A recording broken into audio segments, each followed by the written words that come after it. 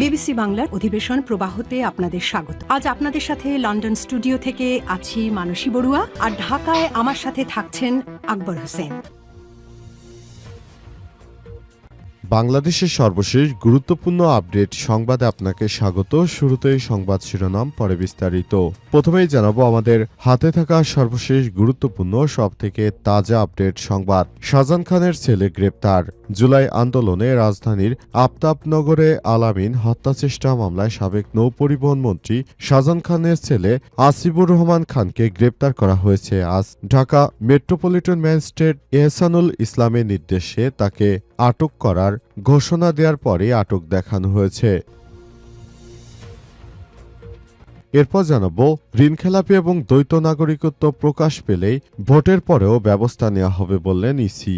ঋণখেলাপি এবং যারা দ্বৈত নাগরিকত্ব তাদের বিষয়ে তথ্য গোপন রেখে ভবিষ্যতেও তাদের বিরুদ্ধে যদি এই ধরনের অপরাধ প্রমাণিত হয় তাহলে তখনও তাদের বিরুদ্ধে ব্যবস্থা গ্রহণ করা হবে বলে জানিয়েছেন নির্বাচন কমিশন ইসি আব্দুর রহমান মাসুদ।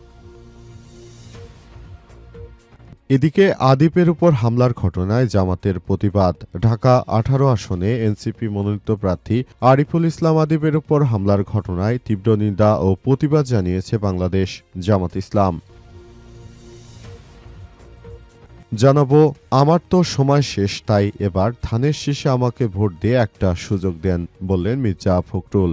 শিক্ষকতা করেছি, এজন্য সবাই আমাকে স্যার ডাকে, তাই বলতে চাই স্যার হিসেবে আমাকে আপনারা একটাবার সুযোগ দিন। যদি এবার আমি সংসদে যেতে পারি আপনাদের জন্য কাজ করার ওয়াদা করছি বলে জানিয়েছেন মির্জা ফখরুল। এবং সর্বশেষ জানাবো, চুয়াডাঙ্গায় 5 তলা থেকে লাফ দিয়ে ভবন মালিকের মেয়ের মৃত্যু। চুয়াডাঙ্গা শহরের পৌর এলাকা অবস্থিত আব্দুল্লাহ সিটির 5 তলা ভবন থেকে লাফ দিয়ে মোসাম্মদ ফারজানা খাতুন 27 নামের এক তরুণীর মৃত্যু হয়েছে। নিহত ফারজানা ওই ভবনের মালিক মোহাম্মদ আব্দুল মোমেন আব্দুল্লাহর মেয়ে। স্থানীয় পুলিশ সূত্র থেকে জানা যায়, রাত আনুমানিক 12টার দিকে ফারজানা খাতুন হঠাৎই ভবনের উপর থেকে লাফ দিয়ে নিচে পড়েন। বিকট শব্দে আশপাশের লোকজন ছুটে এলে তাকে রক্তাক্ত অবস্থায় উদ্ধার করা হয়েছে। রাত 1টার দিকে অবস্থার অবনতি হলে কর্তব্যরত চিকিৎসক তাকে উন্নত চিকিৎসার জন্য রাজশাহীতে পাঠিয়েছে। তবে লাফ দেওয়ার কোনো সুনির্দিষ্ট কারণ জানা যায়নি। ওই তরুণী দীর্ঘদিন ধরে মানসিকভাবে ভারসাম্যহীন অর্থাৎ অসুস্থ হয়ে পড়েছিলেন বলে জানা গেছে। তবে পুলিশ এই দাবিকে নাকচ করে ঘটনা নেপথ্যে কারণ আছে কিনা সেটি খতিয়ে দেখছে। তিনি সুস্থ ছিলেন বলে দাবি করেছে পুলিশ। প্রিয় দর্শক, এতক্ষণ শুনছিলেন সংবাদ শিরোনাম, এবারে বিস্তারিত। তবে তার আগে বন্ধুরা অনুরোধ থাকবে, এই সংবাদটিতে একটি লাইক দিন।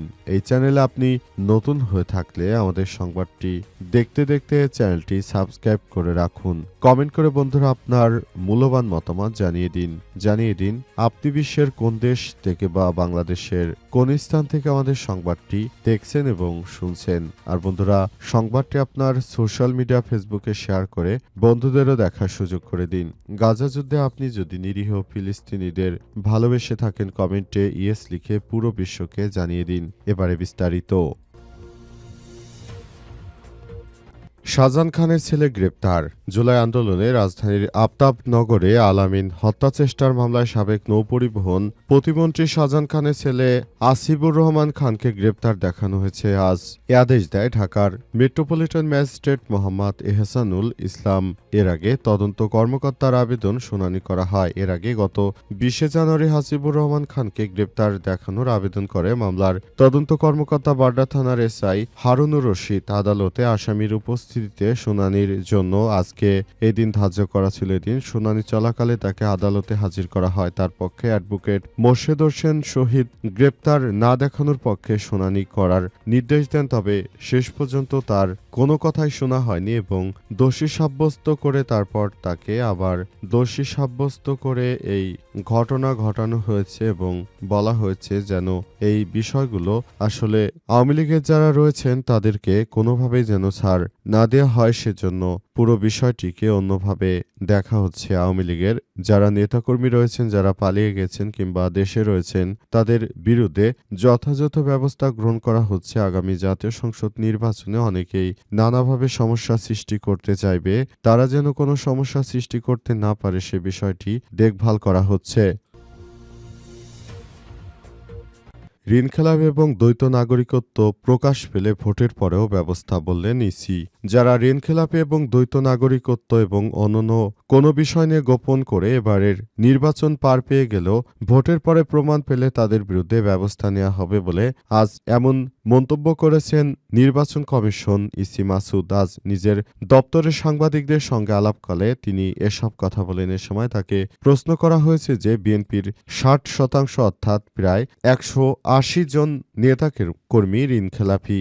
বিএনপির এই কর্মীরা যে ঋণখেলাপি তাদের ব্যাপারটি আপনারা কিভাবে দেখেছেন এবং কিভাবে তারা জাতীয় সংসদ নির্বাচনে অংশগ্রহণ করার সুযোগ পেল? কিন্তু বলা হচ্ছে যে বিএনপির এই বিপুল সংখ্যক নেতাকর্মী যারা ঋণখেলাপি রয়েছে তাদের ব্যাপারটি আপনারা কিভাবে সামাল দিয়েছেন, এ ব্যাপারটি নিয়ে প্রশ্ন করা হলে তিনি কোনো সদুত্তর দিতে পারেননি। এখান থেকে প্রশ্ন থেকে যায় ইসির নিরপেক্ষতা নিয়ে। ইসি যদি যথাযথ নিরপেক্ষ থাকত তাহলে কখনোই বিএনপির এই ঋণখেলাপিরা আগামী জাতীয় সংসদ নির্বাচনে অংশগ্রহণ করতে পারত না।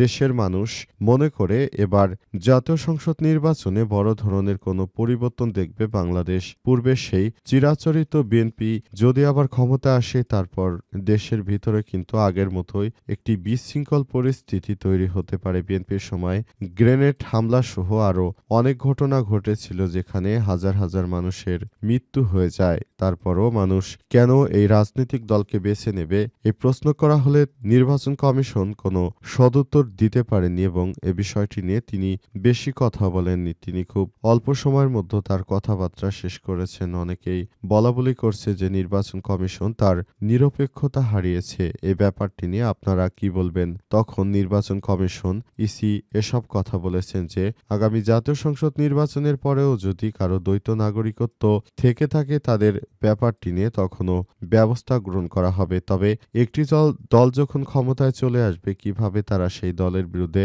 ব্যবস্থা নেবে? বর্তমান সময়ে তারা ব্যর্থ হয়েছে আর আগামীতে তারা যে কি করতে পারবে সেটি সবাই জানে।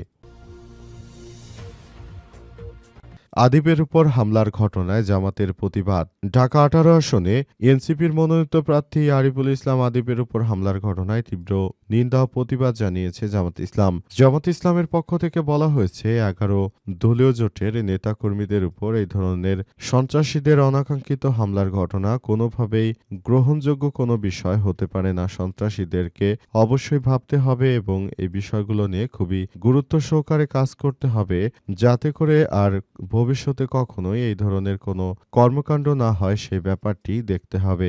সন্ত্রাসীদেরকে অবশ্যই এসব বিষয় নিয়ে খুবই গুরুত্ব দিতে হবে যাতে করে দেশের অভ্যন্তরে আর কোনোদিনও এই সন্ত্রাসীরা যেন এমন কর্মকাণ্ড করতে না পারে এই ব্যাপারটি সরকারকে নিশ্চিত করতে হবে বলে মনে করে বাংলাদেশ জামাত ইসলাম। জামাত ইসলামের পক্ষ থেকে আজ এক বার্তায় এসব কথা বলা হয়েছে যে নিরীহ মানুষদের উপর বিএনপির সন্ত্রাসীরা দিদারের নেতৃত্বে যে হামলার ঘটনা ঘটেছে এর জন্য নির্বাচন কমিশনকে দায় নিতে হবে। সুষ্ঠু পরিবেশ এবং লেভেল প্লেইং ফিল্ড নিশ্চিত না হওয়া পর্যন্ত এদেশে সঠিকভাবে আসলে কোনো কিছু চলতে পারে না। তাই সবাইকে বলবো আপনারা যার যার জায়গা থেকে সবাইকে আরো সুষ্ঠু সুন্দরভাবে চলানোর ক্ষেত্রে আপনাদেরকে আরো দায়িত্বশীল ভূমিকা পালন করতে হবে।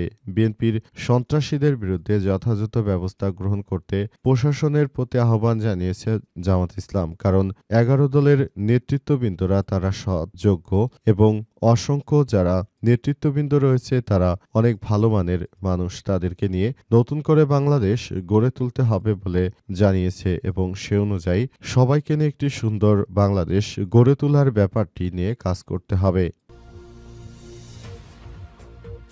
আমার তো শেষ সময়, তাই এবারে ধানের শীষে ভোট দিয়ে আমাকে একটা সুযোগ দেবেন, বললেন মির্জা ফখরুল। শিক্ষকতা করেছি বলে সবাই আমাকে স্যার বলে। স্যার নামেই আমি সারা বিশ্বে পরিচিত। কেউ আমার সম্বন্ধে খারাপ বলতে পারবে না, এমন মন্তব্য করেছেন বিএনপির মহাসচিব মির্জা ফখরুল ইসলাম। তিনি বলেন, দীর্ঘ সময় ধরে আমি বিএনপির হাল ধরেছি, বিএনপিকে নিয়ে অনেক স্বপ্ন দেখেছি, বিএনপির নেতাকর্মীদেরকে নিয়ে রাজপথে থেকেছি অনেক সময়। শেখ হাসিনা স্বৈরাচারের অনেক মার খেতে হয়েছে, জেলে যেতে হয়েছে, তারপরও কিন্তু কখনোই এই রাজপথ ছেড়ে যাইনি বা দেশ ছেড়ে আমি পালিয়ে যাইনি। সব সময় দেশে থেকেছি। দেশের মানুষের বিপদে আপদে পাশে থাকার আমি সর্বোচ্চ চেষ্টা করেছি বলে দাবি করেন বিএনপির মহাসচিব মির্জা ফখরুল ইসলাম। তাই ফখরুল বলেছেন, এবারে যেহেতু আমার বয়স হয়ে গেছে, আপনাদেরকে আমি অনুরোধ করব একটাবার আমাকে সুযোগ দিন। আমি এবার জাতীয় সংসদ নির্বাচনে যেন জয়লাভ করতে পারি, সেজন্য আমাকে একটাবার আপনাদের সুযোগ দেওয়া উচিত। যেহেতু আমি আপনাদের এলাকার সন্তান এবং এই এলাকা থেকেই নির্বাচন করছি, সুতরাং মনে করি আমাকে আপনারা সুযোগ দেবেন এবং এই সুযোগকে কাজে লাগিয়ে আমি আগামী জাতীয় সংসদ নির্বাচনে ভালো কোনো কিছু করতে পারবো এমন প্রত্যাশার কথা জানিয়েছেন তিনি। সেজন্য তিনি সবাইকে নিয়ে নতুন বাংলাদেশ গড়ে তুলতে চায়।